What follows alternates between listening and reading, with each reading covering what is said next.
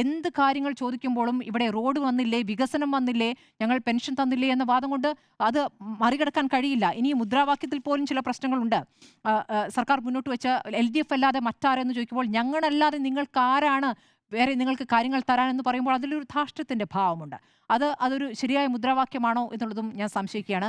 ഞങ്ങൾ എന്നതിൽ പകരം ഞങ്ങൾ എന്നല്ല ഉദ്ദേശിച്ച് ഞാൻ എന്ന് തന്നെയാണ് ചിത്രങ്ങളിൽ നമ്മൾ കാണുന്നത്. ഞങ്ങൾ എന്ന് പറയുമ്പോഴും അവിടെ കണ്ടുപിടിക്കുന്ന ഒരൊറ്റ ചിത്രമാണ്, ഒരൊറ്റ മുഖമാണ്.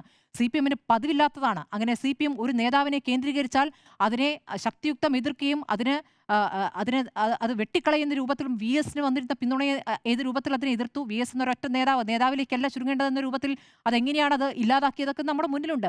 അപ്പോൾ പിണറായി വിജയനിലേക്ക് വരുമ്പോൾ അത് മറ്റൊരു രൂപത്തിലേക്ക് അവതരിപ്പിക്കുന്നു. CPMലെ ഏറ്റവും തലമുതിർന്ന നേതാവാണ്, പോളിറ്റ് ബ്യൂറോയിലെ ഏറ്റവും പ്രധാനപ്പെട്ട നേതാവാണ് എന്ന രൂപത്തിലൊക്കെ പറയുമ്പോഴും ഇതൊരു പ്രധാന ഘടകമായിരിക്കും എന്നുള്ള പരാജയം സംഭവിക്കുകയാണെങ്കിൽ അതിന് കാരണം അതാണ്. മാത്രമല്ല ഇതിവിടെ വരാൻ പോകുന്നത് ഒരു തരംഗമായിരിക്കും. 90-ലധികം സീറ്റിന്റെ ഒരു വിജയമായിരിക്കും ഈ പ്രതിപക്ഷം ഭരണത്തിലേക്ക് വരികയാണെങ്കിൽ ഉണ്ടാവുക എന്നുള്ളതാണ് എനിക്ക് തോന്നുന്നത്.